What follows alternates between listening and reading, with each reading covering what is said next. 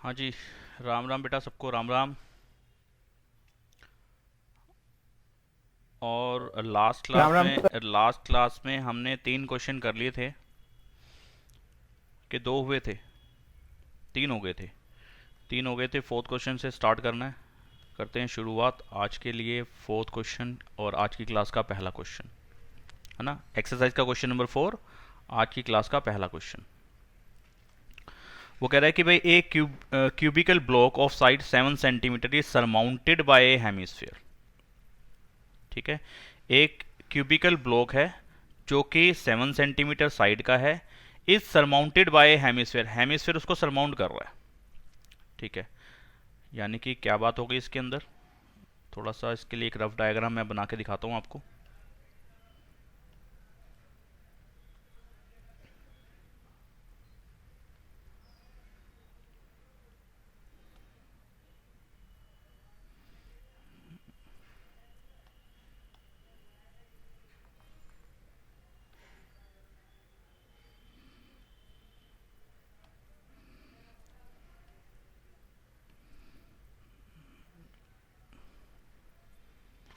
बच्चों आजकल छुट्टी पे हैं ज़्यादा।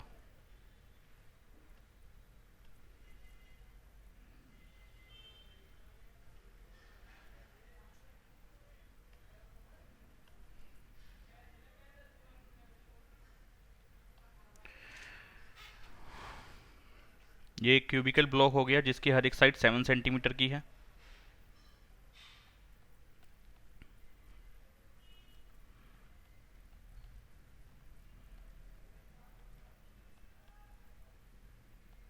ठीक है। इसके ऊपर एक हेमिस्फेयर है। हेमिस्फेयर अब मैं कैसे दिखा सकता हूँ, ऐसे तो दिखा नहीं सकता, यूँ बना दूँ। इसके एक फेस पे ऐसा तो नहीं है, यूँ दिखा दूँ, ऐसा तो नहीं होगा। अब मुझे इस शेप के अंदर ऐसे दिखाना पड़ेगा। टूल का यूज़ करते हैं, अच्छा सा बनाने की कोशिश करते हैं डायग्राम। बन पाता है नहीं बन पाता वो वक्त बताता है।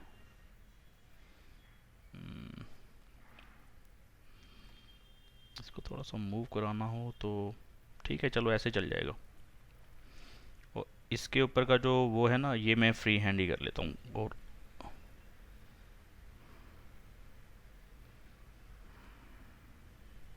ठीक है जी। ये हेमिस्फेयर का, और ये कटोरी वाला पार्ट, जो क्या बोलूँ उसको, जो कर्वी पार्ट है उसका, ठीक है, ये वो हो गया। और नीचे का सर्कल ये रहा। और सर्कल इसके ऊपर कुछ ऐसा ही पड़ा हुआ दिखेगा हमें, है ना। यानी कि अगर मैं इसके टॉप वाले पार्ट को ऊपर से देखूं और ये हेमिस्फेयर ट्रांसपेरेंट हो, तो जो हेमिस्फेयर का बेस होगा वो सर्कुलर होगा, और वो स्फेयर के, सॉरी, वो क्यूब के जो एक फेस कैसा होगा, स्क्वायर होगा, स्क्वायर को ऐसे कवर करेगा। ये देखो ऊपर वाला पार्ट ऐसा दिखेगा कि नहीं। मैं उसको थोड़ा सा ना शेड भी करता हूँ, यहाँ पे थोड़ा सा पेंट भी करता हूँ। या ये ऐसे ही बनाऊँ या इसको, चलो ये सही नहीं लग रहा मुझे, ज़्यादा अच्छा नहीं लग रहा इसको। अरे भाई ज़्यादा ही रेज हो गया। मैं इसको फ्री हैंड ही बनाता हूँ।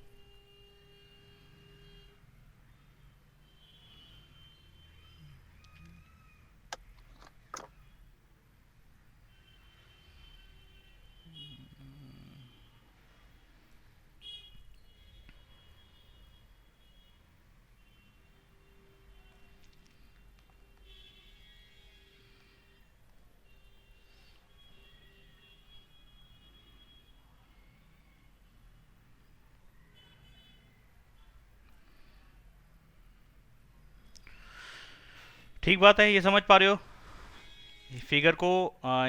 कुछ सोच पा रहे हो कि ऐसा ही कुछ दिखेगा हमें। एक जब क्यूब के ऊपर एक हेमिस्फेयर पड़ा होगा तो कुछ ऐसा ही होगा। ठीक है, क्यूब के चारों तरफ उसके, यानी कि अब वो कहता है कि what is the greatest diameter the hemisphere can have. Greatest diameter बताओ हेमिस्फेयर का जो इसके अंदर हो सकता है। अब बताओ कि ये एक स्फेयर, ये नीचे वाला जो सॉलिड है वो है क्यूब। क्यूब का जो टॉप वाला पार्ट है, टॉप वाला फेस है, वो कैसा होगा, वो स्क्वायर होगा, जैसा कि यहां मैंने दिखाया स्क्वायर होगा। अब इस स्क्वायर को कवर करता हुआ ये जो हेमिस्फेयर है, हेमिस्फेयर का बेस वाला पार्ट क्या है, सर्कुलर है।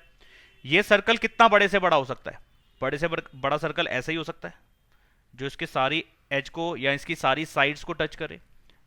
स्क्वायर की सारी साइड को टच करे। इससे बड़ा तो मैं सर्कुलर पार्ट बना ही नहीं सकता। अगर वो बनेगा तो वो ऐसा बनेगा, तो वो तो इससे बाहर हो गया, वो इस क्यूबिकल ब्लॉक से बाहर हो जाएगा हेमिस्फीयर। ठीक है, अगर उसका बेस वाला पार्ट हेमिस्फीयर का इतना बड़ा सर्कल होगा तो बड़े से बड़ा जो डायमीटर हो सकता है हेमिस्फीयर का वो यही हो सकता है जो इसका बेस वाला पार्ट है वो इसको ऐसे कवर करे। और ऐसे कवर करने का मतलब है इसका डायमीटर और इसकी साइड ये दोनों चीजें बराबर होनी चाहिए। बात समझ पा रहे हैं बच्चे सारे कि जो इस हेमिस्फीयर का ये डायमीटर वाला पार्ट है, ये वाला जिसको मैं डॉटेड बना रहा हूं, ये डायमीटर ऑफ हेमिस्फीयर है, ये किसके इक्वल होगा? साइड ऑफ क्यूब के इक्वल होगा। सही बात कह रहा हूं, ये दोनों चीजें बराबर होंगी। ठीक है, तो अकॉर्डिंग टू क्वेश्चन, ऐसे मैं लिख सकता हूं इस बात को, according to question largest diameter of hemisphere किसके इक्वल होगा? Side of cube. बोलिए ये बात आपको समझ में आई कि नहीं आई? एक बार रिपीट कर दो। ये बात समझ में नहीं आई? भाई ये कह रहा है कि इस स्टेटमेंट को पढ़ो आप कि what is the greatest diameter the hemisphere can have. भाई इसको सरमाउंट करे, यानी कि इसके ऊपर उसको घेर ले। एक हेमिस्फीयर ऐसा हो जो कि क्यूब को घेर ले, यानी कि घेर ले मतलब इन द सेंस उसके ऊपर रखा हुआ है। तो इस हेमिस्फीयर का सबसे बड़ा डायमीटर क्या ले सकते हो तुम जो इसके ऊपर रखा भी जा सके? ठीक है, सरमाउंट करने का मतलब है इसके ऊपर इस तरीके से, ये जैसा मैंने फिगर में आपको करके बना के दिखाया है डायग्राम में। तो ये आप देखो कि जो इसका टॉप वाला पार्ट है वो कैसा होगा। इस क्यूब का जो टॉप वाला फेस होगा वो कैसा होगा? स्क्वायर के बराबर होगा। ये जो टॉप वाला फेस होगा वो इसका स्क्वायर होगा। ठीक है, जिसकी length breadth height, sorry length breadth height तो खैर होगी नहीं उसकी, क्योंकि जो एक फेस है उसके अंदर लेंथ और ब्रेड्थ ही आएगी। ठीक है, तो यानी कि ये जितना ये है उतना ये होगा, ये स्क्वायर हो गया। अब इसके अंदर बड़े से बड़ा सर्कल तुम कितना बना सकते हो? छोटे से छोटा तो ये भी हो सकता है, ये भी हो सकता है, इससे बड़ा भी बना सकते हो, इससे बड़ा भी बना सकते हो, इससे बड़ा भी बना सकते हो, इससे बड़ा भी बना सकते हो। बड़े से बड़ा वो होगा जो इसके सारी साइड्स को टच कर लेगा। ठीक है, वो आलू जैसा इसमें लग रहा है क्योंकि यहाँ पे एक साइड मैंने थोड़ी सी बड़ी छोटी बना दी। अगर बराबर होंगी तो परफेक्ट बीच में सर्कल भी बन जाएगा इस तरीके से। ठीक है, तो इसकी बात कर रहा है कि ये जो सर्कल होगा इसके अंदर, यानी कि हेमिस्फीयर का जो बेस होगा वो सर्कुलर होगा, तो इस सर्कल का या उस हेमिस्फीयर का, बात वही है, ये सेम बातें हैं। इसका डायमीटर कितना होगा? बड़े से बड़ा डायमीटर इसकी साइड के बराबर हो सकता है, इससे बड़ा नहीं हो सकता। बस ये बात बतानी थी सबसे पहले तो। मनमीत बात समझ में आई है कि नहीं आई है? बाकी बच्चे? Yes sir. Yes sir. ठीक है, तो मैंने उस बात को लिख दिया यहाँ पे कि according to question largest diameter of hemisphere, जो हेमिस्फीयर का ग्रेटेस्ट या लार्जेस्ट, जो आप वर्ड यूज करना चाहें वो कर सकते हैं, हेमिस्फीयर का क्या हो सकता है? साइड ऑफ क्यूब के बराबर हो सकता है। और साइड ऑफ क्यूब कितनी है? और वो मैं उसके आगे डाल देता हूँ, इक्वल टू 7 सेंटीमीटर। मैं अलग से एक स्टेटमेंट और क्यों बनाऊं? ये 7 सेंटीमीटर के इक्वल होगा। डायमीटर किसके इक्वल होगा? 7 सेंटीमीटर के इक्वल होगा। तो रेडियस कितना हो जाएगा? 7 का हाफ हो जाएगा, क्योंकि डायमीटर अगर 7 सेंटीमीटर तो रेडियस कितना हो जाएगा? 7/2। ठीक है जी, इतना हमें समझ में आ गया कि जो हेमिस्फीयर है उसका रेडियस, इसका रेडियस 7/2 सेंटीमीटर आ गया। बाकी साइड ऑफ क्यूब तो हमें दे ही रखा है। अब क्वेश्चन की डिमांड क्या है आगे? Find the surface area of the solid. ये जो सॉलिड आपके सामने अब दिख रहा है, ये जो दो शेप्स को मिला के एक डायग्राम या एक सॉलिड आपके सामने आया, इस सॉलिड का सरफेस एरिया कितना होगा? इसका सरफेस एरिया कितना होगा? यानी कि अब समझो कि एक क्यूब था, नीचे क्यूब था, उसके ऊपर हेमिस्फीयर लगा दिया हमने। अब लगाने के बाद, चिपका देने के बाद, अब इसको पेंट कर दो। तो कहां कहां पेंट करोगे वो एरिया की कैलकुलेशन आपका आंसर होगा। तो सबसे पहले आप सोचो कि कहां कहां पेंट करोगे। अब मैं आपको थोड़ा सा समझाई देता हूं डायरेक्टली, आप भी सोचते रहना साथ साथ, और जो मैं समझा रहा हूं उसको सुनते भी रहो। इसके ये जो नीचे वाली शेप है वो है क्यूब। क्यूब के कितने फेसिस होते हैं? 6 फेस होते हैं उसके, 6 फेसिस होते हैं। 4 तो वॉल्स वाले हो गए, एक छत वाला और एक नीचे फर्श वाला, जमीन वाला। बाहर की तरफ से भी ऐसा ही होगा, अंदर की तरफ से भी ऐसा होगा तो बाहर की तरफ से भी ऐसा होगा।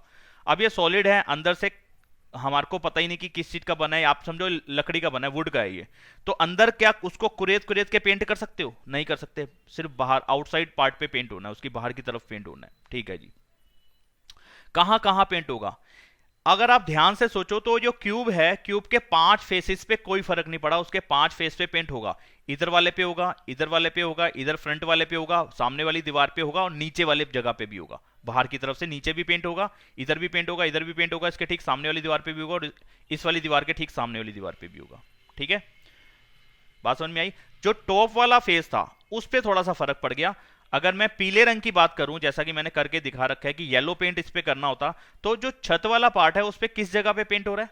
ये कॉर्नर वाले जगह पे पेंट हो रहा है। अगर मैं उसके लिए वो वाली फिगर मैं दोबारा से बना रहा हूं, जो भी तक मैं बनाई थी पहले भी, ये बनाया स्क्वायर। जो टॉप वाला पार्ट होगा थोड़ा और साफ करके बनाते हैं ताकि अच्छे से समझ में आ जाए आपको।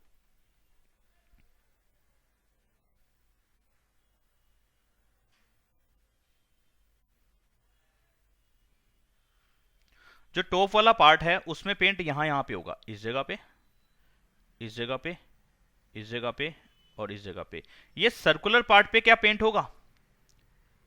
नहीं होगा, नहीं होगा, क्योंकि ये सर्कुलर पार्ट जो है ये हेमिस्फेयर का बेस वाला पार्ट है। हेमिस्फेयर की जो ऊपर की गोलाई होती है वो नहीं है ले रहा हूं मैं इसके अंदर, जो उसका बेस वाला पार्ट है, वो बेस वाला पार्ट क्यूब के एक फेस पे चिपक चुका है। तो इस जगह पे ना तो इस सर्कुलर पार्ट पे हेमिस्फेयर के बेस पे पेंट होगा जी, नहीं होगा, ना ही उतनी जगह के स्फेयर के, सॉरी स्फेयर कह रहा हूं, वो क्या है नीचे वाला, क्यूब, नीचे वाली जो शेप है वो क्यूब है। क्यूब के जो छत वाला पार्ट था बाहर की तरफ से, अंदर की तरफ से नहीं कह रहा, जो भी चीज हो रही है यहाँ पे बाहर की तरफ से हो रही है। जो टॉप वाला पार्ट था, छत वाला ना बोल के मैं इसको टॉप वाला पार्ट बोल देता हूं, जो ऊपर वाला फेस था, टॉप वाला फेस था, उसमें बाहर की तरफ से ही पेंट होना है। लेकिन इस सर्कुलर हिस्से पे पेंट करने का कोई मतलब बनता नहीं है, वहां पे पेंट हो ही नहीं सकता, ब्रश जा ही नहीं सकता, क्योंकि भैया उतनी जगह पे तो सर्कुलर चीज चिपक चुकी है। तो पहले इसको उखाड़ के या तो पेंट करो, और उसका करने का कोई फायदा नहीं क्योंकि वापस से चिपकाना पड़ेगा, चिपकाने के बाद पेंट कराया गया। तो उस सर्कुलर हिस्से पे पेंट नहीं होगा, ये नीचे वाले इतने हिस्से पे पेंट नहीं होगा, जहां पे मैं ब्लैक लाइंस डाल के दिखा रहा हूं या ग्रीन लाइंस डाल देता हूं, वहां पे इस जगह पे बिल्कुल भी पेंट नहीं होगा, यानी कि इस जगह पे बिल्कुल भी पेंट नहीं हो सकता, क्योंकि ये बेस ऑफ हेमिस्फेयर है, वो चिपक चुका है क्यूब के एक फेस के ऊपर, इस जगह पे पेंट नहीं होगा। तो ये येलो वाली जगह की कैलकुलेशन निकालनी है। ठीक है, तो आप ये समझ पा रहे हो कि यार क्यूब के इस सर्कुलर हिस्से को छोड़ के, क्यूब जो नीचे वाला शेप है, नीचे वाला सॉलिड है, उसके इस सर्कुलर हिस्से को छोड़ के बाकी सारे फेसिस पे पेंट होना है, बाकी हर जगह पे पेंट होना है। यानी कि 5 तो सीधे सीधे फेसिस हो गए, पूरे पूरे 5 फेसिस पे तो पूरा पूरा पेंट होना है, उसमें तो कोई हिस्सा कटा ही नहीं है। सिर्फ ऊपर वाले 6th फेस पे इतनी येलो वाली जगह पे पेंट होना है। इस येलो वाली जगह की कैलकुलेशन ये नहीं हो सकती कि एरिया ऑफ स्क्वायर में से एरिया ऑफ सर्कल माइनस कर दूं? बोलो हाँ के ना। जो 12 चैप्टर में हमने सर्कल से रिलेटेड चीजें पढ़ी थी उसके अंदर भी हमने शेडेड पार्ट पे एरिया कई बार निकाला है। तो अगर मैं कहूं ये येलो शेडेड एरिया निकालना है तो क्या करोगे आप? Area of square minus area of circle करोगे कि नहीं करोगे? बताओ हाँ के ना।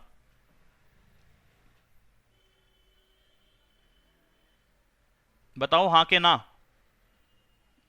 Yes sir. Yes sir. इतनी बात समझ में आई कि नहीं आई? इतनी बात समझ में सर, आई आ कि नहीं गई। आई? सभी को आ गई है? सारे बच्चों को आ गई है? जिनको आ गई है वो हाथ खड़ा करके बता दो मेरे को एक बार।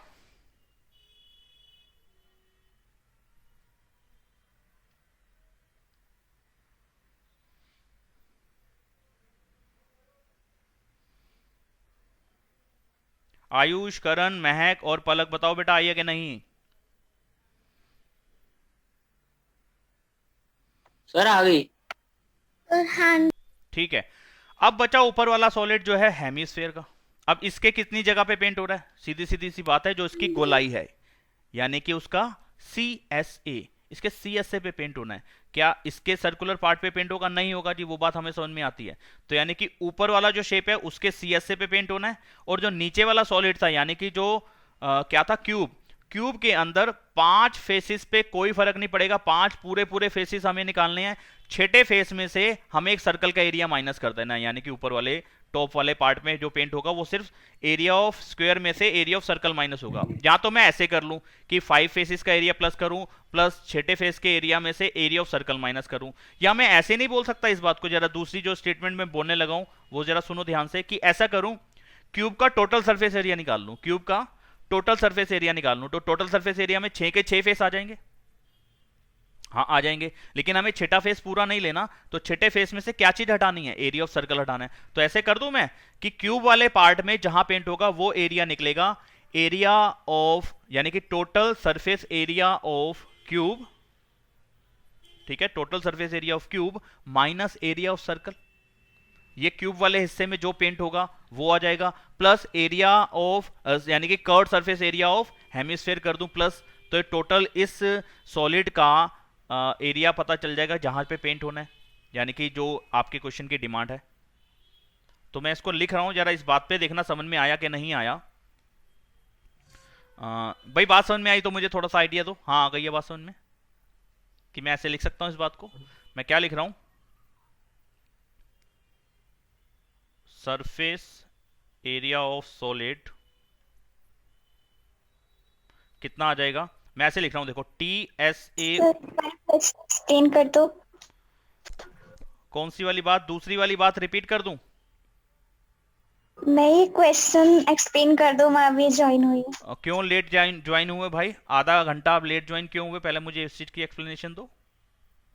सर नेटवर्क प्रॉब्लम था, इतना सर बहुत ज्यादा हो रहा है सुबह से नेटवर्क प्रॉब्लम। चलो कोई नहीं, अभी दूसरे क्वेश्चन में भी सेम बातें रिपीट करनी है मुझे, तो भाई अपना आप लोग ध्यान दो यार इस बात का, कोई भी जो है ये गड़बड़ नहीं होनी चाहिए, क्योंकि आधा आधा घंटा तक मैं एक बात को एक्सप्लेन करूं उसके बाद भी आप लोग की प्रॉब्लम रहेगी तो बहुत ज़्यादा दिक्कत होती है कि एक क्वेश्चन कराने मुझे 1 घंटा लग जाएगा।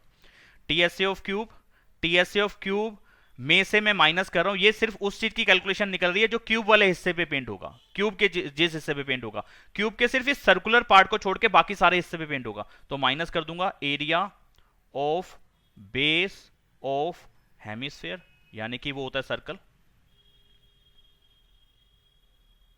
ठीक है, वो होता है सर्कल, तो यानी कि एरिया ऑफ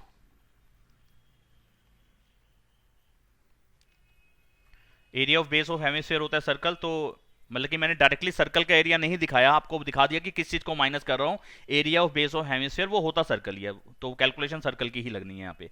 ये तो हो गया क्यूब वाले हिस्से पे जो पेंट होगा, प्लस हेमिस्फेयर के कौन से हिस्से पे पेंट होगा, हेमिस्फेयर के CSA पे पेंट होगा, तो प्लस करेंगे इसके अंदर CSA ऑफ हेमिस्फेयर, ये कैलकुलेशन इस सॉलिड का सरफेस एरिया बन जाएगा, टोटल सरफेस एरिया बन जाएगा, यानी कि जितने हिस्से पे अगर मानो पेंट करना होता तो ये एरिया बनता।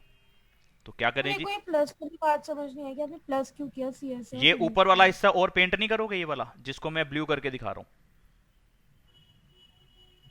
इस पे पेंट नहीं होगा, इस पे पेंट होगा क्या नहीं होगा। एक क्यूब है, एक क्यूब है मान लो, नीचे क्यूब है और उसके ऊपर एक कटोरी रख दो, अब कटोरी मेरे पास है नहीं फिलहाल,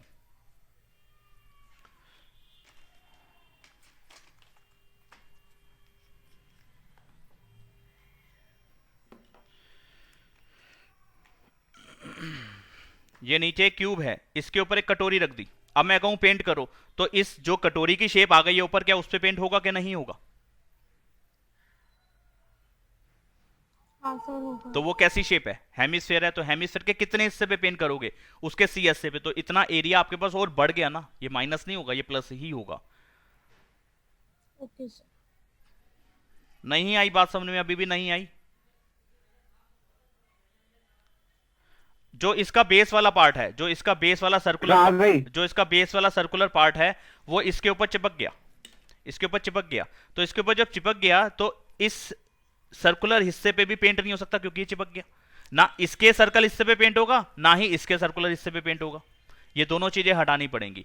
तो जब मैंने CSA ऑफ हेमिस्फेयर लिख दिया तो उसके अंदर मैंने ये चीज हटा दी, और इसके ऊपर का सर्कुलर हिस्सा कब हटाया, वो मैंने माइनस करा के दिखा दिया कि ये माइनस कर रहा हूं भाई, इतने हिस्से पे पेंट नहीं कर रहा हूं मैं, माइनस कर रहा हूं। और इसके जो बेस वाला हिस्सा नहीं लेना था वो पहले से ही मैंने इंक्लूड नहीं कराया, कि मैंने वहां पे लिख दिया CSA ऑफ हेमिस्फेयर लेना, CSA ऑफ हेमिस्फेयर में उसका बेस वैसे इंक्लूड नहीं होता।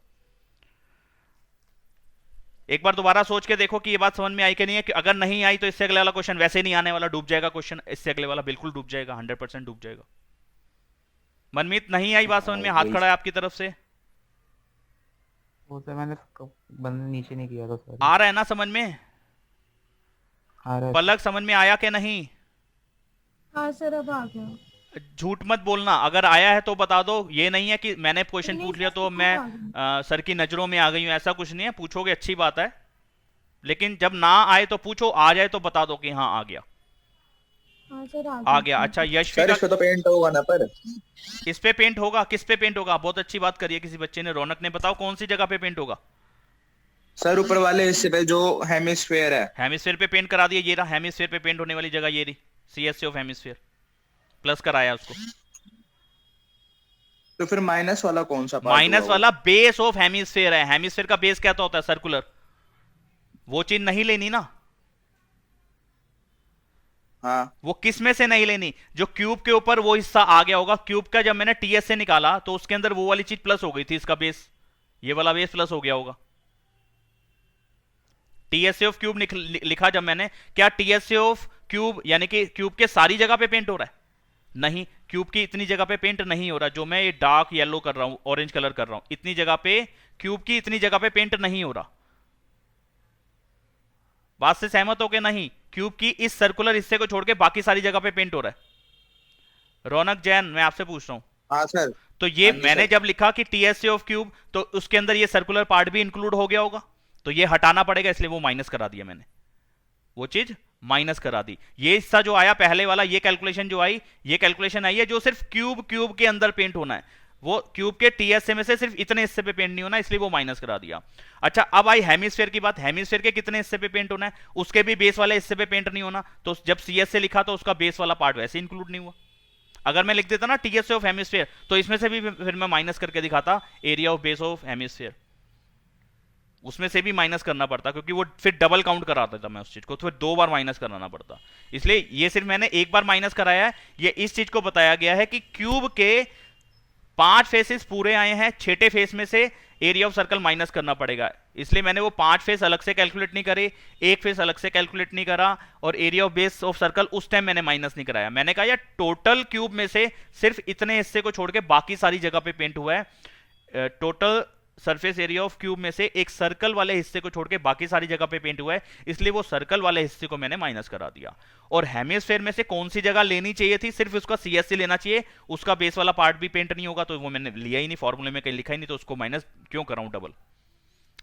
अब बताओ जी, समझ में आई बात के नहीं आई? आ गई सर। और बताए मेरे को ये भाई, एक थी रौनक भारती। हाँ भाई रौनक भारती, आप बताओ बेटा कि अब थोड़ा बहुत क्लियर हो गया, क्योंकि मैंने दोबारा से भी बोल दिया इस बात को। सर वो बेस वाला थोड़ा क्लियर नहीं हो रहा।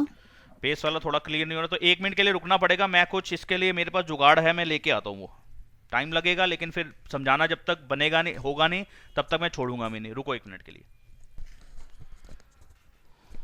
हाँ जी, देखिए जरा सारे जने, ये हो गया क्यूब, ठीक है। अब हेमिस्फेयर पूरा नहीं मिला, मैं ऊपर गया नहीं कटोरी लेने एक्चुअल में, तो कटोरी जैसे कुछ ले आया हूँ। ये वैसे तो सिलेंडर शेप का है, लेकिन एक अब हेमिस्फेयर समझ लेना।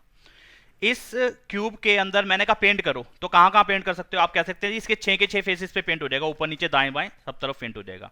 समझ में आया ना? लेफ्ट राइट दाएं बाएं का मतलब ये हो गया। बोलो हाँ के ना रौनक भारती? Yes sir. अब इसके ऊपर ये लगा दिया, मैंने कहा चिपका दिया। अब इस पे कहाँ कहाँ पेंट कर सकते हो? इस क्यूब वाले हिस्से पे बताओ। क्यूब के हर जगह पे पेंट कर सकते हो। एक फेस, मेरी साइड वाला एक फेस, तुम्हारी साइड वाला एक फेस, इधर वाला एक फेस, नीचे वाला एक फेस, 5 फेस पे पूरा पेंट हो जाएगा। हाँ हो जाएगा। ऊपर वाले पे कितना पेंट होगा? जरा आपके सामने मैं करके दिखाता हूँ, जरा देखो कितनी जगह पे पेंट होगा। इस कॉर्नर पे पेंट हो जाएगा, जैसा वहां मैंने येलो दिखा रखा है क्वेश्चन के सॉल्यूशन के टाइम पे। एक ऐसे ये वाले पोर्शन पे पेंट हो जाएगा, जो कि कोना दिख रहा है आपको गोल गोल सा घुमा हुआ, वो वैसे ही येलो जैसा। आप समझ पा रहे हो इस बात को? समझ पा रहे हो कि नहीं समझ पा रहे हो? हाँ जी सर। तो कितनी जगह पे, क्यूब की कितनी जगह पे पेंट कर पाओगे? सिर्फ ये जो सर्कल बनाया होगा, ये वाला जो सर्कल इसके ऊपर ये मैंने हेमिस्फेयर चिपकाया, ये वाला, इस हेमिस्फेयर की बात नहीं कर रहा हूं मैं, सिर्फ अभी क्यूब की बात कर रहा हूं कि क्यूब के कितनी जगह पे पेंट होगा। ये इसके ऊपर हेमिस्फेयर जब चिपक चुका है, तो ये वाला सर्कुलर हिस्सा पेंट नहीं कर सकते हम। बताओ हाँ कि ना? Yes sir. तो वो वाला सर्कल पेंट नहीं होगा, तो क्या करना पड़ेगा? इसके टोटल सरफेस एरिया में से ये सर्कल माइनस हो जाना चाहिए। ये सर्कुलर हिस्सा जो ये इसका जो बेस था, सर्कुलर बेस था, वो चिपक चुका है इसके ऊपर, इतनी जगह पे पेंट नहीं कर सकते। मैंने कहा इसके ऊपर ही चिपका दिया हुआ, अब बताओ इसको कितना पेंट कर सकते हो सिर्फ क्यूब वाले हिस्से को। आप कहोगे जी क्यूब का ऊपर वाला जो फेस है वो पूरा पेंट नहीं होगा, उसके कोने पेंट होंगे, ये वाले जो वहां पे येलो शेड मैंने करके बता रखे हैं। वो एक्चुअल में क्या है, एरिया ऑफ जो टॉप वाला फेस था उसमें से माइनस हो गया एरिया ऑफ सर्कल। अब समझ में आया? Yes sir. अच्छा ये तो हो गया, ये तो हो गया क्यूब की बात। और ये मानो कि ये हेमिस्फेयर होता, ये हेमिस्फेयर होता, ये चिपका चुका हूं मैं इसके ऊपर, तो हेमिस्फेयर के कितने पार्ट पे पेंट होगा? हेमिस्फेयर का जो बेस वाला पार्ट है ये पेंट नहीं होगा, तो मैं इसको इंक्लूड ही नहीं कर रहा हूं। अगर मैं कहता कि भाई इसका CS से निकाल दिया तो क्या इसका बेस इंक्लूड होगा हेमिस्फेयर का? जब मैं हेमिस्फेयर का CS से बोलूंगा तो क्या इसका बेस इंक्लूड हो गया उस फॉर्मूले के अंदर? नहीं हुआ, तो मैंने डायरेक्टली उसको धक्का मार दिया इसके बेस को उस टाइम पे। ठीक है, इसलिए मैंने कह दिया कि ऊपर वाला जो शेप है उसका सिर्फ CS से निकाल लोगे तो उसका बेस वैसे ही इंक्लूड नहीं होता, यानी कि CS ऑफ हेमिस्फीयर। तो दो चीजों को प्लस करना पड़ेगा, ये वाला एरिया बढ़ गया, CS ऑफ हेमिस्फीयर बढ़ गया, सिर्फ एक चीज कम हुई, इस क्यूब में से एक सर्कुलर पार्ट मुझे हटाना पड़ेगा जो कि था बेस ऑफ हेमिस्फीयर के जैसा सर्कल। ठीक है, ये जो चीज मैंने लिखी है ना यहाँ पे area of base of hemisphere, ये मत समझना कि हेमिस्फीयर का बेस आप फिर काउंट कहां करा रहे हो। हेमिस्फीयर वाला बेस मैंने कहीं पे भी प्लस कराया नहीं था, लेकिन हाँ जो नीचे वाली शेप थी वो क्या थी, क्यूब। क्यूब के अंदर TSA के टाइम पे वो चीज इंक्लूड हो चुकी थी, उसको निकालना है, इसलिए वहां पे बेस ऑफ हेमिस्फीयर यानी कि जो सर्कुलर एरिया था वो माइनस करना होगा। बताओ जी अब समझ में आया कि नहीं आया? ये पूरी की पूरी मेंसुरेशन के अंदर सारा का सारा काम है इमेजिनेशन का। जितना आप सोच सकते हो, आप हर चीज पे, हर क्वेश्चन को करते टाइम ये आप ऐसे प्रैक्टिकल तो नहीं करोगे ना कि उठा उठा के चीजें लाओगे चिपकाओगे, लेकिन सोचना पड़ेगा इस बात को, बिना चीजें सामने हुए भी हमें ये चीज सोचनी पड़ेगी। इमेजिनेशन वाला पार्ट हमारा बढ़िया होना चाहिए, सोचने वाला। तो बस अब काम कर देते हैं, ये फॉर्मूला हमारे पास तैयार हो गया है। अब ऐसा कोई फॉर्मूला था पूरी मेंसुरेशन के अंदर, कोई एक सिंगल फॉर्मूला भी ऐसा लिखवाया है जहां पे तीन चीजों को प्लस माइनस करना होगा? नहीं। तो इससे सोचने वाली गेम है सारी। फॉर्मूले वो छोटे छोटे फॉर्मूले तो रटाई होने चाहिए, लेकिन उसके साथ साथ हमें अब ये भी पता करना होगा कि कहाँ माइनस किस फॉर्मूले को करना है और कहाँ पे प्लस करना है, जैसा कि इस क्वेश्चन में आपके सामने है। TSA ऑफ क्यूब होता है 6 इंटू साइड स्क्वेयर, माइनस होगा area of base of hemisphere, area of base of hemisphere होता है एरिया ऑफ सर्कल यानी कि pi r square, plus CSA of hemisphere, CSA of hemisphere होता है 2 पाई आर स्क्वेयर। ठीक है, ये पाई आर स्क्वेयर और ये पाई आर स्क्वेयर बिल्कुल सेम रहेगा, क्योंकि मतलब कि पाई की वैल्यू तो सेम ही होती है, लेकिन दोनों का रेडियस वाला पार्ट वो सेम ही है, क्योंकि वो जो सर्कुलर पार्ट है वो बेस ऑफ हेमिस्फीयर के इक्वल है, तो उसका रेडियस और हेमिस्फीयर का रेडियस सेम है, इसलिए दो अलग अलग रेडियस नहीं है, इसलिए मैं कहीं पे R1 और R2 नहीं लिख रहा हूं इस क्वेश्चन के अंदर। ठीक है, तो इस पर कैलकुलेशन कर लेते हैं। तो 6 इंटू साइड से 7 माइनस पाई आर स्क्वायर और 2 पाई आर स्क्वायर लाइक टर्म्स है ना, पाई आर स्क्वायर में से 2 पाई आर स्क्वायर को कैलकुलेट करना है, माइनस का ये प्लस का, माइनस प्लस माइनस 2 में से 1 गया 1, तो यहाँ पे कैलकुलेशन आ जाएगी प्लस का पाई आर स्क्वायर, इन दोनों को कैलकुलेट करके आ जाएगा प्लस का पाई आर स्क्वायर। तो इसी पे काम कर देंगे, 6 इंटू 7 का स्क्वायर, यहाँ पे ऐसे लिखता हूँ, पाई की वैल्यू 22.7, आर स्क्वायर होता है 7 इंटू 7, नहीं यहाँ पे आर की वैल्यू कितनी है 7/2 है, इस क्वेश्चन में जो आर की वैल्यू वो 7/2 है, ऊपर लिखा हुआ है मैंने यहाँ पे, ये आर की वैल्यू 7/2। अब इसकी कैलकुलेशन आप दो तरीके से कर सकते हैं कि इसको पूरा सोल्व कर लो, इसको पूरा सोल्व कर लो, प्लस माइनस कर लो। दूसरा तरीका ये कि 7 का स्क्वायर दोनों में से कॉमन आ रहा है, तो मैं वो कॉमन कर रहा हूँ, 7 का स्क्वायर यानी कि 49 मैंने कॉमन ले लिया, यहाँ बच गया 6, यहाँ बच गया 22/7 और इंटू में 2 नीचे, यही बचा ना, 7 इंटू 7 कॉमन आ गया। तो अगला स्टेप क्या आ जाएगा, अरे 4 में हमेशा नीचे लाइन क्यों आ जाती है ऐसे घूमती हुई, तो एलसीएम आ जाएगा यहाँ पे 14, यहाँ पे हो जाएगा 14 इंटू 6 और यहाँ पे आ जाएगा 11, 49 इंटू 84 प्लस 11 अपॉन में 14, यानी कि 49 इंटू 4 और 1 5, 8 और 1 9 अपॉन में 14। तो मैं इसकी कैलकुलेशन कर लेता हूँ कैलकुलेटर बाबा की मदद से, 49 इंटू 95, ये आया 4655 और डिवाइडेड बाय 14, तो आया 332.5, 332.5 सेंटीमीटर स्क्वायर। चेक करें आंसर, 332.5 सेंटीमीटर स्क्वायर। और उन्होंने ग्रेटेस्ट डायमीटर जो बात पूछी थी वो 7 सेंटीमीटर के इक्वल था, वही मैंने यहाँ पे भी लिख दिया हुआ उसके अंदर। लार्जेस्ट जो डायमीटर था वो किसके इक्वल है, 7 सेंटीमीटर के इक्वल। यहाँ पे हमने इस बात को भी लिख दिया हुआ है। अब बताएं जी समझ में आई कि नहीं आई calculation?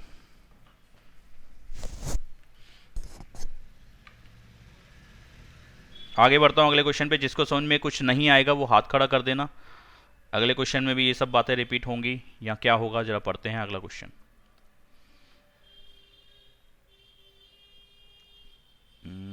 Fifth question.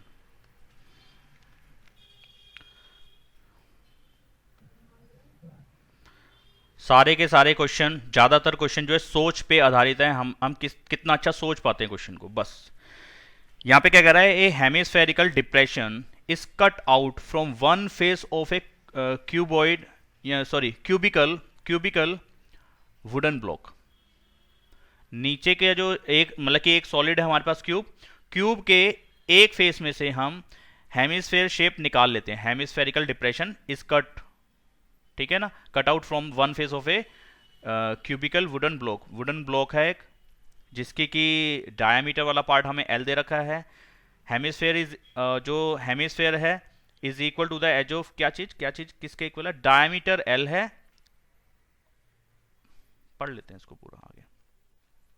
Such that the diameter L of the hemisphere is equal to the edge of the cube. जो डायमीटर वाला पार्ट, अब इन्होंने इस क्वेश्चन में ये बता दिया कि जो डायमीटर ऑफ हेमिस्फेयर है जो कि एल के बराबर है और वो किसके इक्वल है, एज ऑफ क्यूब के इक्वल है। तो यानी कि यहाँ पे जो साइड ऑफ क्यूब है वो हमें एल लेनी पड़ेगी। इस क्वेश्चन में उन्होंने इस सेंटेंस में ये बात को क्लियर कर दिया है। ठीक है जी, दोबारा से पढ़ लो अगर दिक्कत आ रही है तो। Such that the diameter L, diameter जो है वो एल है, ऑफ द हेमिस्फेयर, हेमिस्फेयर का, is equal to the edge of cube, वो इक्वल रहेगा किसके, एज ऑफ क्यूब के। और क्यूब की एज मतलब वो उसकी साइड ही हो गई ना, तो उसकी जो साइड है वो अब एल लेके चलनी है। ठीक है जी, अब यहां पे काट लिया गया है, निकाल लिया गया है, तो यहां पे अब देखो किस तरीके की तुम्हारे को दिक्कत आती है। तो मैं यहां पे क्यूब बनाता हूं पहले तो एक फटाफट से।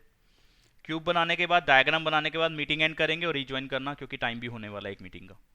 तो पहला काम डायग्राम का है, वो कर लेते हैं।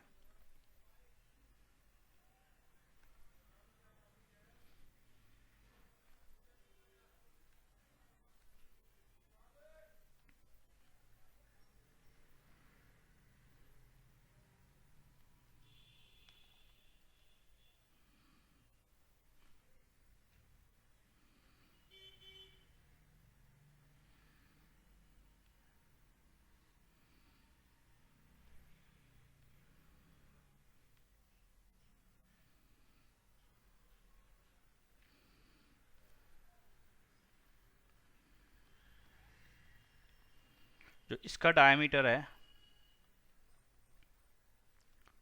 डायमीटर ऑफ हेमिस्फेयर, वो है एल के इक्वल, और यही चीज इक्वल है साइड ऑफ क्यूब के इक्वल।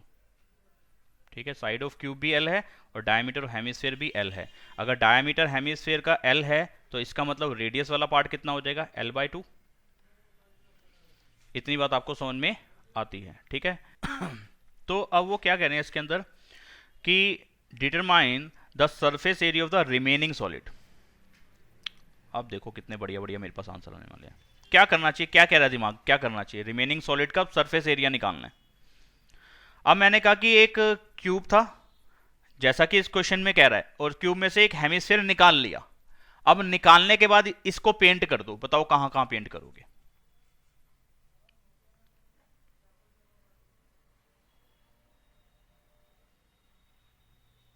मैं बताता हूं सर, दोबारा बताओ एक बार। वही बात जो क्वेश्चन में कहा है उन्होंने कि फाइंड क्या करना है हमें, रिमेनिंग सॉलिड का सरफेस एरिया। आपके पास क्वेश्चन यही है जो क्वेश्चन कह रहा है, मैं उसी को हिंदी में बोल रहा हूं कि एक स्फीयर, एक क्यूब है, क्यूब के एक साइड से, एक फेस से हमने एक हेमिस्फीयर निकाल लिया है, हेमिस्फीयर निकाला है, उसके बाद इसको पेंट करना है। अब बताओ कहां कहां पे पेंट करोगे। मैं आपको समझाता हूं, कोशिश करता हूं समझाने की, देखना समझ में आया कि नहीं आया। पांचों फेसेस पे पेंट होगा, पिछले क्वेश्चन के जैसे 5 फेस, तो उन पे कोई फर्क नहीं पड़ा। टॉप वाले पार्ट पे कहां पेंट होगा, टॉप वाले पार्ट पे इसी जगह पे पेंट होगा। इस जगह पे भी पेंट होगा, इस जगह पे भी पेंट होगा, और इस जगह पे भी पेंट होगा, जैसा कि पिछले वाले क्वेश्चन में हमने करा। अब अंदर की तरफ गड्ढा सा बन गया है यहाँ पे, तो ऊपर वाले फेस पे कहाँ पे फर्क पड़ेगा? इस सर्कुलर हिस्से पे फर्क पड़ेगा। इस सर्कुलर हिस्से पे पेंट नहीं होगा, बाकी इस जगह पे पेंट होगा जहां मैंने येलो करके दिखाया, इस जगह पे पेंट होगा टॉप वाले हिस्से में। किसके? क्यूब के। हेमिस्फीयर वाला जो डिप्रेशन अंदर से हमने निकाल लिया है, ये हेमिस्फीयर पूरा का पूरा निकाल लिया है, तो आप जरा सोचो कि अब इस क्यूब के अंदर से हमारे को कैसा शेप दिखने लग गया? एक हेमिस्फीयर दिखने लग गया होगा। क्यूब के अंदर हमें कैसी शेप दिखने लग गई होगी? ऊपर से एक हेमिस्फीयर दिख रहा होगा, दिख रहा नहीं होगा, वो एक्चुअल में है भी, वो हेमिस्फीयर है भी। तो क्या उतनी जगह पे पेंट करना पड़ेगा कि नहीं करना पड़ेगा आपको? जी हाँ, करना पड़ेगा। तो वो कैसी, वो एरिया कैसा होगा? जो ये गड्ढे वाला एरिया है, वो सेम एरिया होगा सीएसए ऑफ हेमिस्फीयर का ही। सीएसए ऑफ हेमिस्फीयर होगा कि नहीं होगा? बताएं जरा।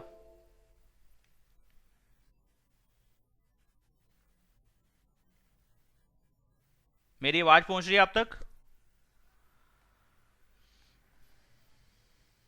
मेरी आवाज आ रही है बेटा आप तक? मैंने क्या बताया, बात समझ में आई है? मैंने कहा है कि भाई इसके भी कैलकुलेशन उसी तरीके से होगी, सेम जो पहले वाली कैलकुलेशन थी। यानी कि मैं उसको लिख रहा हूं, surface area of remaining solid किसके इक्वल होगा? मैं क्यूब वाले हिस्से पे पहले कैलकुलेशन करता हूं कि क्यूब के कितने हिस्से पे पेंट होगा। मैं ऊपर ऐसे लिख देता हूं कि क्यूब के कितने हिस्से पे पेंट होगा, वो क्यूब की कैलकुलेशन यहां मैं लिख रहा हूं। मैं कह रहा हूं कि यार टीएसए ऑफ क्यूब में से, टीएसए ऑफ क्यूब में से माइनस हो जाना चाहिए वही सर्कुलर हिस्सा, क्योंकि क्यूब के अंदर से ये सर्कुलर हिस्से पे पेंट नहीं होगा, बाकी सारे हिस्से पे पेंट होगा। ठीक है, तो माइनस कर देंगे एरिया ऑफ सर्कल, यानी कि मैं वो किसके इक्वल है? ये बेस ऑफ हेमिस्फीयर के इक्वल है। यहां पे ये बेस ऑफ हेमिस्फीयर के इक्वल है, ये वाली कैलकुलेशन। ये क्यूब में से इतने हिस्से पे पेंट होगा, ये क्यूब की कैलकुलेशन निकल गया ये। अब बच्चों के दिमाग में आता है ये हेमिस्फीयर है ना, ये भी माइनस कर दो, क्योंकि उन्होंने कहा कि डिप्रेशन कट कर लिया, ये डिप्रेशन निकाल लिया, एक ऐसा गड्ढा सा करके हमने छोड़ दिया। ठीक है, वॉल्यूम की बात होती तो वॉल्यूम तो कम हो गया था, वॉल्यूम इतना निकल गया, यानी कि आइसक्रीम ब्रिक में से एक स्कूप निकाल लिया, एक चम्मच आइसक्रीम हमने निकाल ली तो वो खत्म हो गई, उसका वॉल्यूम खत्म हो गया। लेकिन अगर आप गौर फरमाए, ध्यान दें, तो जो हेमिस्फीयर होता है, सॉरी हेमिस्फीयर कह रहा हूं, वो जो आपकी आइसक्रीम ब्रिक होती है, जब आप उसमें से एक चम्मच आइसक्रीम निकाल लेते हो तो उसके अंदर, आइसक्रीम ब्रिक के अंदर कैसा गड्ढा आपको दिखता है? चम्मच की शेप का गड्ढा दिखता है। जैसा आप चम्मच उसमें जैसी शेप से निकालोगे वैसे ही गड्ढा उसमें हो जाएगा। बात सही कह रहा हूं कि गलत कह रहा हूं? वैसा गड्ढा उसके अंदर हो जाएगा। तो क्या वो शेप आपको उस आइसक्रीम ब्रिक में नजर आती है? हाँ आती है। अगर मैं कहूं कि उस पे पेंट करना हो तो वो ऐसी गोलाई पे पेंट करोगे कि नहीं करोगे? Yes, sir. तो यानी कि हेमिस्फीयर, जो क्यूब आपके पास था, वुडन क्यूब था, उसमें से जब आप एक हेमिस्फीयर निकाल लोगे तो उस वुडन ब्लॉक के अंदर आपको अपने आप से एक हेमिस्फीयर दिख रहा होगा, वहां पे हेमिस्फीयर बन चुका होगा, क्योंकि हेमिस्फीयर ही निकाल लिया, हेमिस्फीयर शेप ही हमारे को अंदर दिख रही है, और वो हेमिस्फीयर पे भी पेंट करना पड़ेगा। यानी कि वो किसके इक्वल होगा? सीएसए ऑफ हेमिस्फीयर के इक्वल होगा, क्योंकि उसका भी ऊपर सर्कुलर पार्ट हमें नहीं दिख रहा होगा, सर्कुलर पार्ट होगा ही नहीं जहां पे हम पेंट कर सके। ये जो ब्लैक लाइंस वाला हिस्सा है ये होगा नहीं, ये कट चुका होगा। लेकिन वॉल्यूम वाले पार्ट में से तो खत्म हो गया, लेकिन सरफेस एरिया वो बढ़ा गया, एरिया इतना अपने को अंदर दिखने लगा, उस जगह पे पेंट होगा, इस सरफेस पे पेंट होगा। बताइए समझ में आया कि नहीं आया? ये चीज प्लस होगी कि माइनस? जी प्लस होगी, क्योंकि वो दिख रहा है, उस पे पेंट होना, करना पड़ेगा, वहां पे पेंट वो होगा, प्लस होगा, तो प्लस होगा यहाँ पे ये चीज भी। तो यहाँ पे इसके बाद ये प्लस होगा CSA ऑफ हेमिस्फीयर। ये सेम कैलकुलेशन पिछले वाले क्वेश्चन की बन गई है, सेम यही था। टीएसए ऑफ क्यूब में से माइनस करा area of base of hemisphere और प्लस कर दिया सीएसए ऑफ हेमिस्फीयर। तो अब ये सारा का सारा खेल है इमेजिनेशन का, सोच का। एक सेकंड, हेलो, हाँ जी, हाँ बना दो, अभी क्लास के बाद, अभी 15-1 मिनट तो है, 15-20 मिनट आप बना के उसमें रख दो ना।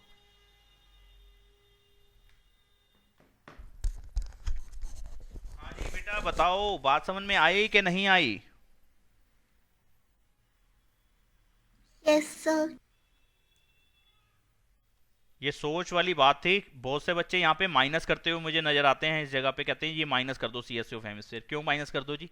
क्या उतनी जगह पे आप पेंट नहीं करोगे?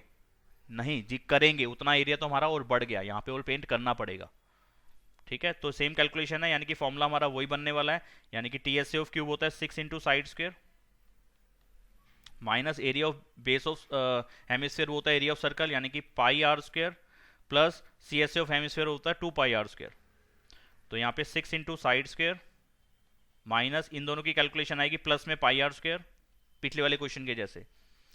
साइड की वैल्यू है L, पाई का पाई, और रेडियस की जगह पे लगना है L अपॉन में 2। वो ऊपर मैंने लिख दिया हुआ है कि जो रेडियस है, अगर डायमीटर L है तो उसकी रेडियस L अपॉन 2 ही होगा, इसका स्क्वायर। तो आप देख रहे हैं इस कैलकुलेशन में L स्क्वायर कॉमन है दोनों में से, L का स्क्वायर कॉमन आ जाएगा। यहाँ पे बचेगा 6 प्लस पाई का पाई, L स्क्वायर तो खत्म हो गया, नीचे 2 का स्क्वायर 4 आ जाएगा। अगर मैं इसका एलसीएम लूँ तो आ जाएगा L स्क्वायर, और 6 और 4 मल्टीप्लाई करके आ जाएगा 24 प्लस पाई और 4। यहाँ पे एलसीएम लेने के बाद ऐसे बचेगा। ठीक है, अब ऐसे ही लिखा रहने दो, चाहे पाई को 22.7 लिख दो, क्योंकि आपने डायमीटर को नहीं दिखाया, हमारे को डायमीटर कोई न्यूमेरिक वैल्यू यानी कि कोई नंबर नहीं दिया, इसलिए मैं पाई को खोल के करूंगा अभी, क्या फ़ायदा क्या होगा उससे। तो मैं इसको इसी फॉर्म में छोड़ देता हूँ, चाहे तो आप ऐसे आंसर छोड़ दो, चाहे ये वाला 4 अलग से बाहर निकाल लो, L स्क्वायर अपॉन में 4 और ब्रैकेट में लिख दो 24 प्लस पाई। चाहे ये आंसर में दे दो या ये दे दो, बिल्कुल सेम मीनिंग है, कोई फर्क नहीं, सिर्फ लिखने का तरीका अलग हुआ है। रत्ती भर भी कैलकुलेशन का एक भी स्टेप हमने बढ़ाया नहीं है।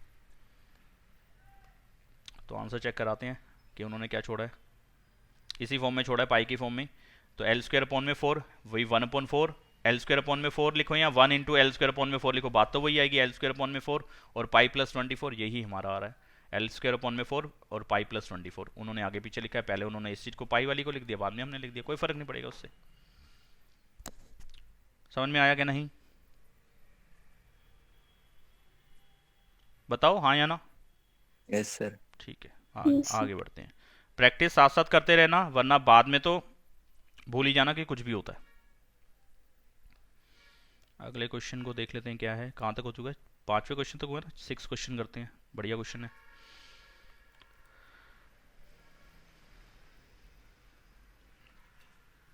वो कह रहा है एक medicine capsule is in the shape of a cylinder, एक सिलेंडर की शेप का है, with 2 hemispheres stuck to each of its ends. क्या करा हुआ है, एक सिलेंडर है और सिलेंडर के दोनों साइड्स पे, दोनों एंड्स पे हमने हेमिस्फेयर लगा रखे हैं 2, एक इधर और एक इधर। तो शेप कुछ ऐसे ही बनेगी। अब इसमें अगर मैं सिलेंडर वाला पार्ट कंप्लीट करूं तो ये डायमीटर आ गया, ये डायमीटर आ गया, और ये इसका बेस वाला पार्ट हमने ऐसे दिखा दिया। ठीक है,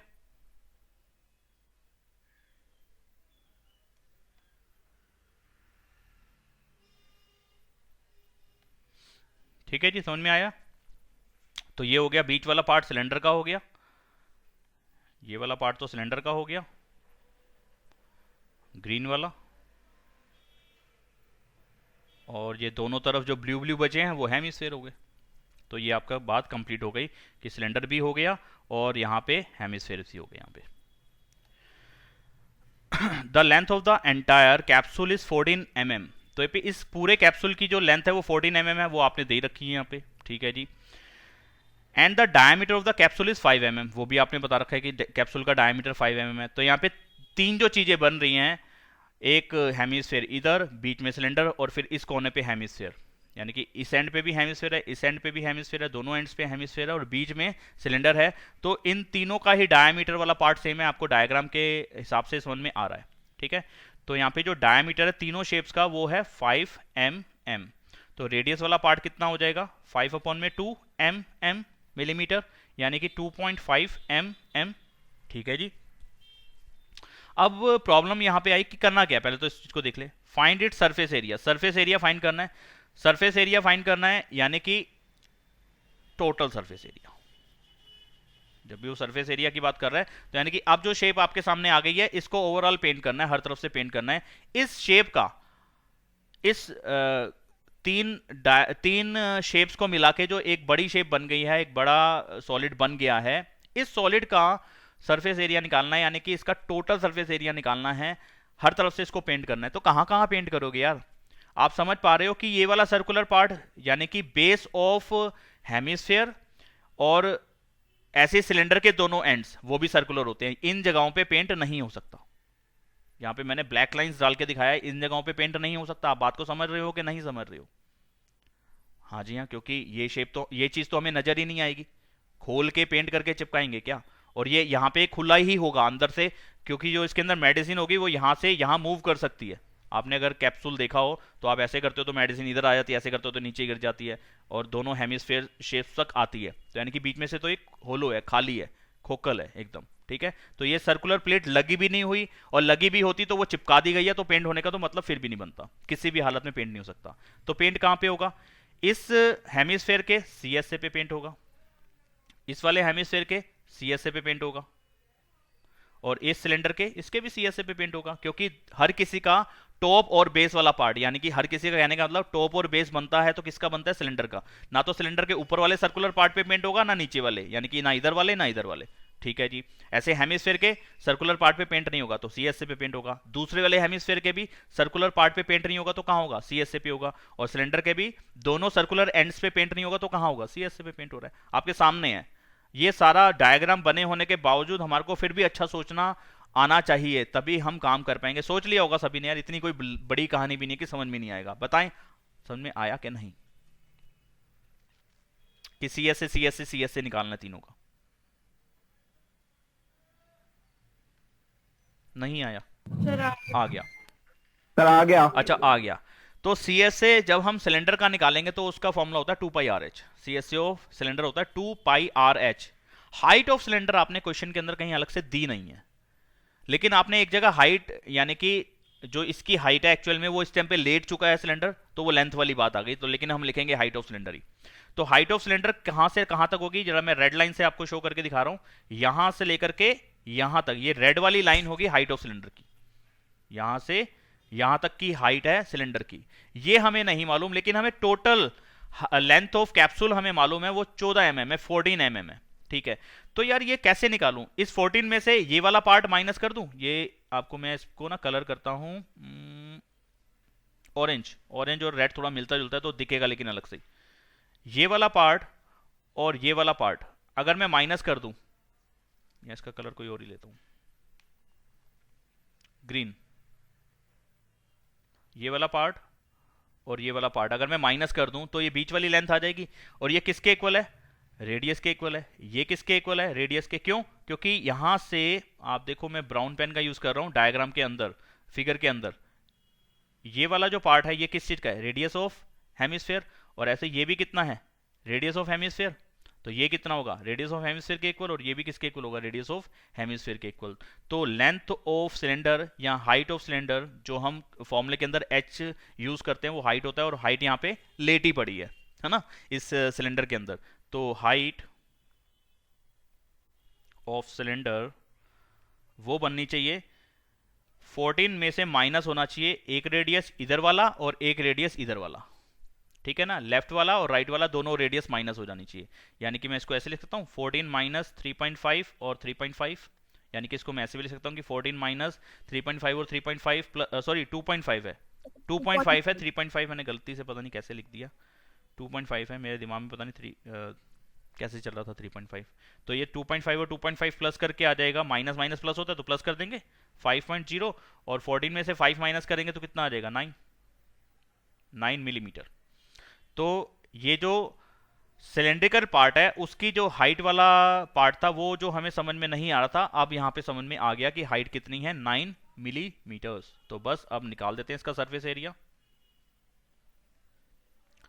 तो यहां पे लिख देंगे हम सरफेस एरिया ऑफ कैप्सूल किसके इक्वल रहेगा? ये ऐसे लिख दूंगा मैं, CSA ऑफ सिलेंडर, इसमें प्लस हो जाएगा इधर वाला हेमिस्फेयर और इधर वाला हेमिस्फेयर, और दोनों हेमिस्फेयर सेम डायमीटर के हैं, यानी कि सेम रेडियस के हैं, तो सेम ही सरफेस एरिया आएगा। तो यानी कि मैं ऐसे लिख सकता हूं, एरिया ऑफ 2 हेमिस्फेयर्स। इसमें कोई दिक्कत वाली बात आपको नहीं आई होगी, समझ में आ गया होगा। आगे बढ़ता हूं, अगर डाउट रहेगा तो हाथ खड़ा करके रखना, तो मुझे क्लियर एकदम पता चल जाएगा कि किस बच्चे को डाउट है।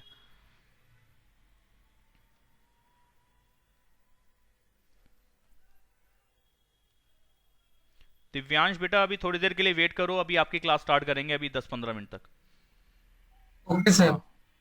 अब ऐसा करो, अपने सुन कहाँ है दिव्यांश, सुन एक मिनट, अपने ग्रुप में मैसेज डाल दे, अभी हुए हैं 4:30, 5 बजे का डाल दे, अभी मुझे भाई चाय भी पीनी है, और ये सब बातें रिकॉर्डिंग में आ ओके जाती है, सर। कितनी दुख की बात है यार।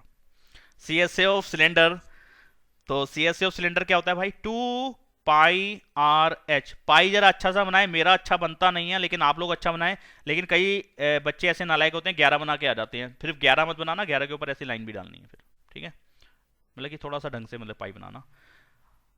एरिया ऑफ 2 हेमिस्फेयर कितना होता है, एक हेमिस्फेयर का एरिया कितना होता है, CSA, CSA लिखना था यहाँ पे, इस खाली एरिया नहीं, कर्व्ड सरफेस एरिया, CSA, ठीक है, CSA ऑफ 2 हेमिस्फेयर्स। तो एक हेमिस्फेयर का CSA होता है 2πr², और क्योंकि 2 है तो इसलिए 2 से मल्टीप्लाई हो जाएगा, ठीक है जी। तो इस कैलकुलेशन में आप देख रहे हैं कि 2πr और 2πr दोनों तरफ से कॉमन आ जाएगा, इस साइड पे 2 आ रहा है, एक आर बच जाएगी, तो 2π और r कॉमन आ गया, यहाँ पे बच गया h, यहाँ पे बच गया एक 2 और एक r, ये बच गया कॉमन लेने के बाद, ठीक है। ये ग्रीन वाला पार्ट है हमारा कॉमन। कैलकुलेशन आगे ले जाते हैं, 2 का 2 रहा, पाई को 22.7 लिख दिया, रेडियस थी हमारे पास 2.5, 2.5 को मैं 5.2 लिख देता हूँ। h था हमारे पास, h किसका यूज होगा, हाइट, ये किसकी h है, हाइट ऑफ सिलेंडर, तो हाइट ऑफ सिलेंडर कितना है 9, तो यहाँ पे 9 आ जाएगा, और 2 टाइम्स किसका, रेडियस का, यानी कि 5.2 का। तो ये आ गया, ये वाले 2 से ये वाला 2 काट दिया मैंने, 22 का 22 रहा, 5 का 5 रहा, नीचे 7 का 7 रहा, 9 का 9 रहा, ये 2 से ये 2 कट गया, बीच में आ गया 5। अगला स्टेप 22 5 7 सब ऐसे का ऐसे ही, 9 और 5 कितना होता है, प्लस करोगे तो 14, 7 से 14 कट जाएगा 2 पे, 5 और 2 की मल्टीप्लाई 10, 10 को 22 से मल्टीप्लाई करोगे 220 मिलीमीटर स्क्वायर, नॉट सेंटीमीटर, क्योंकि पूरा क्वेश्चन में मिलीमीटर चल रहा था। तो ये इसका सरफेस एरिया आएगा इस खूबसूरत से कैप्सूल का। किधर गया, ये रहा 220 मिलीमीटर स्क्वायर, 6 क्वेश्चन का आंसर, ठीक है जी। दिख गया आप लोग को, बताएं समझ में आया कि नहीं आया। तो यहाँ पे जब भी वो सरफेस एरिया वर्ड यूज कर रहा है, इसको लिख रहा है, तो इसका मतलब है उसका टोटल। अब टोटल में 3 शेप्स हैं, तो तीनों का टोटल टोटल टोटल निकाल के नहीं आना, जो सॉलिड बन गया, जो शेप बन गई अब तीनों को चिपकाने के बाद, अब उस पे पेंट करने वाली बात पे आ जाओ। सरफेस एरिया तो सीधी सी बात है, पेंट कराते रहो, उनने कहा नहीं पेंट करो, हम सोचते टाइम पेंट करना सोचेंगे तो अच्छा समझ पाएंगे। बताएं जी, सॉल्यूशन आपके सामने है, बताओ समझ में आया कि नहीं आया। आ गया सर। आ गया सर।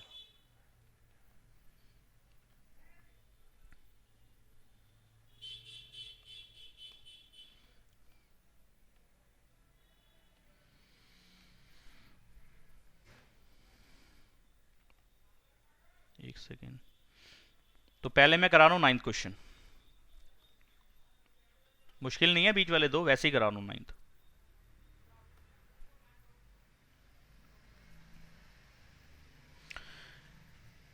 वो कह रहा है कि भाई ए wooden article was made by scooping out A hemisphere from each end of A solid cylinder, ठीक है। एक सॉलिड सिलेंडर है, उसमें से 2 हेमिस्फेयर हमने निकाल लिए हैं, एज शोन इन फिगर 13.11, ये फिगर है 13.11। If the height of the cylinder is 10 centimetre, इसकी जो सिलेंडर की हाइट है वो है 10 सेंटीमीटर,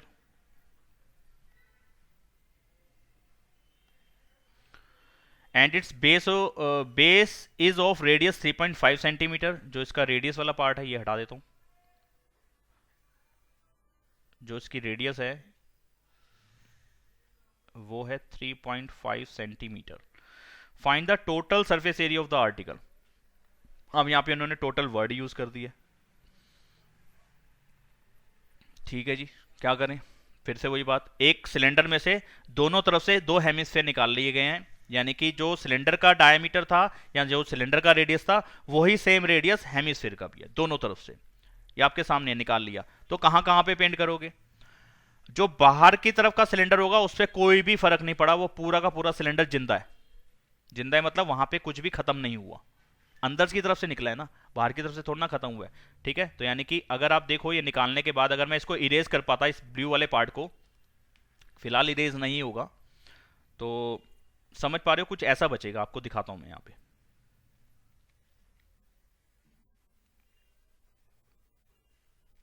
ये बचेगा, ये अंदर की तरफ से बचा। बाहर की तरफ का जो सिलेंडर का ये गोलाई वाला पार्ट था, क्या उस पर कोई फर्क पड़ा? जी नहीं, उस पर कोई फर्क नहीं पड़ा। अब ये मत कहना कि बाहर से सिलेंडर भी ऐसे कुछ कर्वी सा कट गया है, नहीं, वो हमें इस साइड से देखते हुए ऐसा लग रहा है, लेकिन एक्चुअल में नहीं कटा होगा। ठीक बात कह रहा हूं कि गलत कह रहा हूं? किस बच्चों को ये वाली बात समझ में नहीं आई? हाथ खड़ा करो। पलक को नहीं आई, अच्छा। और ठीक है, फिर मैं समझा रहा हूं। अभी देखो भाई मेरे बच्चों, आप ये देखो कि ये सिलेंडर है, मानो कि ये सिलेंडर है, सिलेंडर ही है वाकई में, ये सिलेंडर है, पूरा सॉलिड है, वुड से बना हुआ है। यहाँ आइसक्रीम है, ये आइसक्रीम वाला सिलेंडर है पूरा, इस शेप की आइसक्रीम है, मतलब कि आइसक्रीम वाला सिलेंडर नहीं है, आइसक्रीम इस शेप में है, ठीक है, वो ऐसी है। अब इसमें से आप एक आइसक्रीम का एक स्कूप निकाल लेते हो, और वो जो है पूरा परफेक्ट हेमिस्फीयर बनता है, ठीक है। जब निकाल लोगे तो क्या बाहर वाली शेप में से कोई फर्क पड़ेगा? इस वाले पार्ट पे कोई फर्क पड़ेगा? अंदर से कट गया ना, वो तो अंदर से निकल गया। बाहर वाले इस सिलेंड्रिकल शेप पे कोई फर्क पड़ेगा? बताएं। नहीं सर। तो वही मैं बता रहा हूं कि बाहर वाले सिलेंडर पे कोई फर्क नहीं पड़ेगा। अगर मैं कहूं कि वो एक जो स्कूप आपने निकाल लिया इसके अंदर से, आपने एक हेमिस्फीयर जो निकाल लिया, एक की बात कर रहा हूं, ऐसे इसके अंदर दो हैं, मैं एक की बात कर रहा हूं, पहले एक समझ लोगे तो दूसरा सेम ही है। एक आपने हेमिस्फीयर इसमें से निकाल लिया, अगर वो आइसक्रीम ना होती, वो एक लकड़ी होती, वुड होती, तो क्या होता? वो मेल्ट नहीं होगा, इसलिए ऐसी बात कर रहा हूं।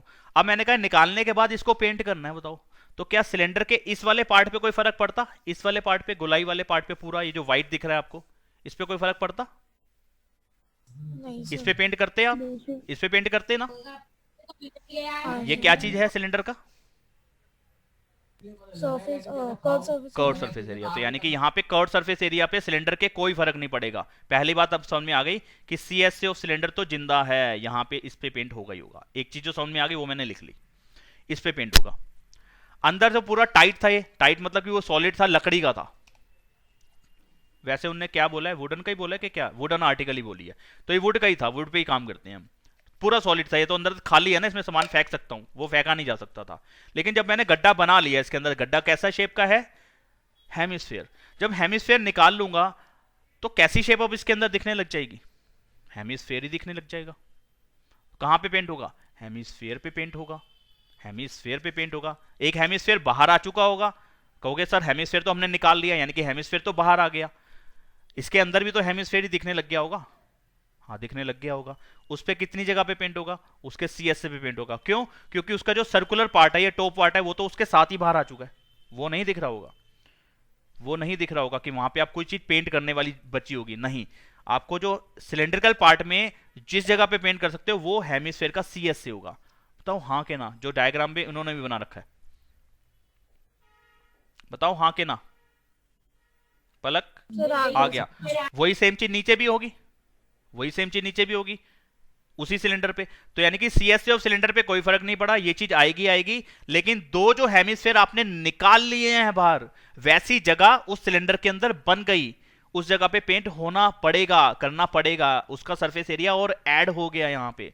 तो प्लस कर देंगे ऊपर का हेमिस्फीयर, नीचे का हेमिस्फीयर, यानी कि 2 टाइम्स एरिया ऑफ हेमिस्फीयर। यानी कि मैं इसको ऐसे लिख देता हूं, CSA, अगेन एरिया लिखने वाला था, CSA, दोनों का CSA आएगा, CSA ऑफ 2 हेमिस्फीयर्स।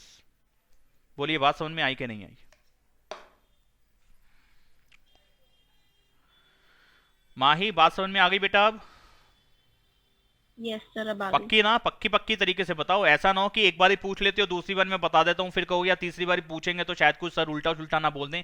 हाँ, बोल दूंगा तो क्या हुआ? अगर मैं कुछ डांट दूंगा आप लोगों को तो क्या फर्क पड़ेगा? लाइव पढ़ रहे हो तो डांट भी खानी पड़ेगी, बेटर है फिर रिकॉर्डिंग सुन लो, डांट भी नहीं पड़ेगी, जैसा सुनने में आता है वैसे सुनो और काम खत्म करो, वो भी कर सकते हो। लेकिन डांट खाने से कोई नुकसान नहीं होगा, कुछ फर्क नहीं पड़ेगा। आपको मैं समझाऊंगा जरूर, लेकिन गुस्सा आएगा तो थोड़ा डांटूंगा भी, उससे फर्क नहीं पड़ना चाहिए। डांट खाने की आदत होनी चाहिए, कुछ सीखना है तो डांट खाना पड़ेगा ही पड़ेगा। हमने भी खाई हुई है अपने टीचर से, ऐसा तो है नहीं। कुछ सीखेंगे जिंदगी में तभी जब डांट खाने की आदत होगी। अगर हम अपने एटीट्यूड वाली बात को रखेंगे ना हमेशा ऊपर कि यार डांट कैसे दिया बंदे ने, तो कभी जिंदगी में कुछ सीख नहीं पाएंगे। तो हमेशा इस बात को ध्यान रखना कि कोई डांट रहा है तुम्हारे फायदे के लिए डांट रहा है, ताकि तुम्हें भेजे में आ जाए। हाँ जी, अब बताओ इस बात को समझ पाए आप सारे जाने बेटा? कोई हाँ, बच्चा yes, जो sir. ना समझ पाया वो अपना Yes, हाथ sir. प्रकट कर सकता है, नीले रंग का हाथ अपना दिखा सकता है। मुझे स्क्रीन पे मेरे को दिखता है नीले रंग का हाथ, तो मैं देख लूंगा तो बड़ा खुश होऊंगा बताते हुए। रौनक जैन बताओ समझ में आया? Yes sir. हाँ जी रौनक भारती आप बताओ। आ गया सर। यशवी बेटा यशवी बताओ। यशवी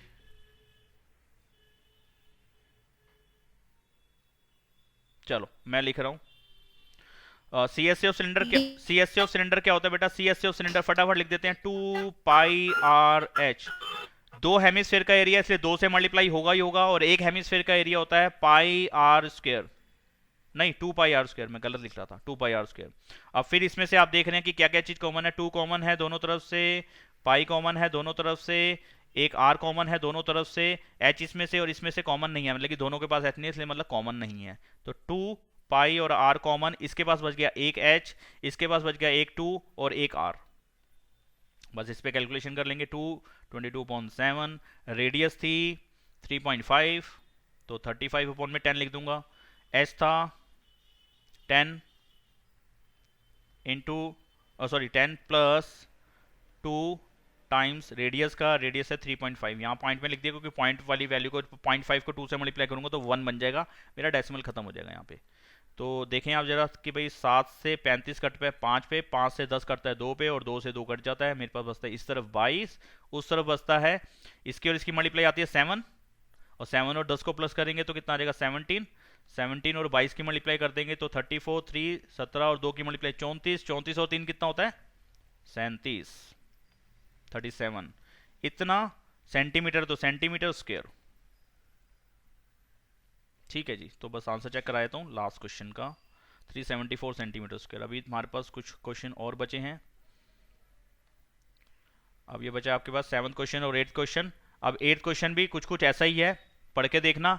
वैसे मेरे को कराना है, मैं 7th भी कराऊंगा और 8th भी कराऊंगा, तो आज आप इतना ही करके देखना कि जो क्वेश्चन हमारे 9 तक के बीच में से 7 क्वेश्चन हो चुके हैं, सातों को खुद से करके देखना, और इन वाले क्वेश्चंस को जरा अपने दिमाग में बिठाना, जो क्वेश्चन नंबर 4 था और क्वेश्चन नंबर 5, कोई सा भी एक अगर आप अच्छे से समझ पाए, कोई सा एक नहीं, दूसरे वाला ज्यादा अच्छे से समझना। ये दूसरे वाला जो जिसमें से हमने डिप्रेशन निकाल लिया था, एक काट के फेंक दिया था टुकड़ा, उसके बाद जो बची हुई शेप थी, जैसा कि ठीक इसी क्वेश्चन में भी हमने करा कि हमने कोई चीज निकाल ली है तो उसके बावजूद एरिया बढ़ गया है, प्लस कराया है। वॉल्यूम के टाइम पे माइनस होगा क्योंकि वॉल्यूम उतनी चीज खत्म हो गई सीधी सीधी, लेकिन सरफेस एरिया तो उतना और दिखने लगा ना, तो उस पर भी पेंट होगा, वो एरिया और बढ़ जाता है। इस चीज को अपनी खोपड़ी में बिठाना, किसी भी तरीके से थोड़ा सोचना ज्यादा उस बारे में कि यार ऐसा क्यों हो रहा है, ऐसा करके देखना कि कोई चीज है उसमें से कोई चीज निकाल ली अगर हमने, तो क्या वो शेप हमें दिखती है अंदर? हाँ, तो सरफेस एरिया और बढ़ जाता है कि कम होता है? बढ़ जाता है डेफिनेटली। तो आज हम इतने पे क्लास रोकते हैं, बाकी करेंगे अगली क्लास में। तब तक के लिए जय राम जी की और बाय बाय।